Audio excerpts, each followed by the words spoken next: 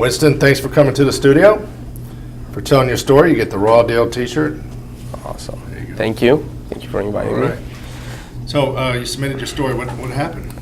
The whole story started back in November. I was helping out at ROTC, a volunteering event. Then I ended up coming home from the event and my animals were gone. And by animals, they were gone? Yeah, they were gone. What I found out was the apartment complex came without any notice. They called me, which I didn't hear on my phone because I was at the volunteering event. Then they called my mom's secretary to figure out where I was.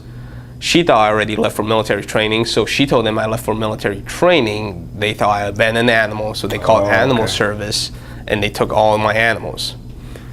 And you didn't know this was going on? No, I had no idea this was going on at all until later on. I got home that day, my animals were gone.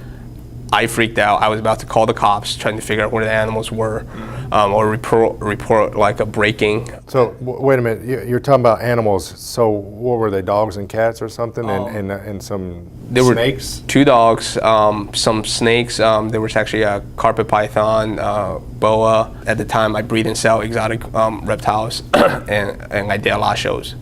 2 days later, animal investigator came back with Fish and Wildlife with a search warrant for my place. And then they were asking me a ton of questions, like why doesn't, I had some dead reptiles in the freezer that...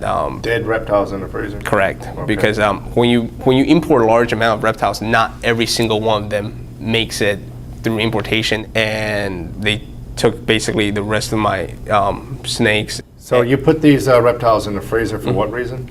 Well, I sometimes, once I get enough reptiles, I will donate them to like a herpetology museum for specimen collection, or at this time I was in Tampa, I was going to University of South Florida. I was actually going to donate them to the comparative anatomy class because they need specimens for the students to take a look at and whatnot. So even though they're dead, they're not going to waste.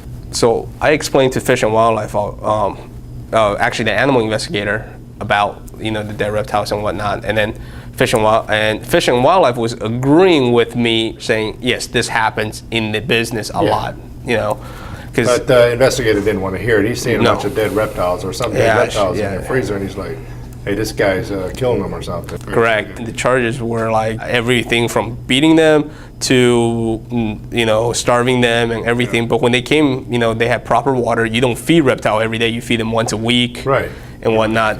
So in the end, they gave me 1 count of felony animal cruelty, 2 counts of misdemeanor. And then because this whole experience, I was actually kicked out of the military program. I wanted to get back in it. They told me I can if I can make the prosecutor clear everything. So you got to get this cleared before you can go back. Correct. To the army. And I never done anything bad. So when you were at DEP loss from the military, meaning you can't go in, they're going to put you on hold until you clear all this up. What happened with that? Well, with all this, my father, who actually was diagnosed with cancer that same week this whole thing happened, we had to pay for a bunch of stuff ourselves, and the medical expenses just mounted so high that it was cheaper for him to go back to Taiwan. So if you would have been in the military now, then you'd been able to take care of your father. Yeah, and my father would still be here, and he's in the hospital. He's been in the hospital for the last month. How much money has this cost you? These false accusations? It has cost me well over $30,000. $30,000? Yeah. So you contacted a lawyer, obviously. Correct. My lawyer's fighting this case right now for me. Hopefully we can clear this all up. It just makes me feel like the state worries more about my reptiles than my father. So sum it up for me. What happened? All right, so I got charged with animal cruelty. I got kicked out of the military, and I can't even take care of my father right now, and that's my raw deal. Well, Winston, thanks for telling your story. Thank you. I wish you the best of luck with that lawyer business.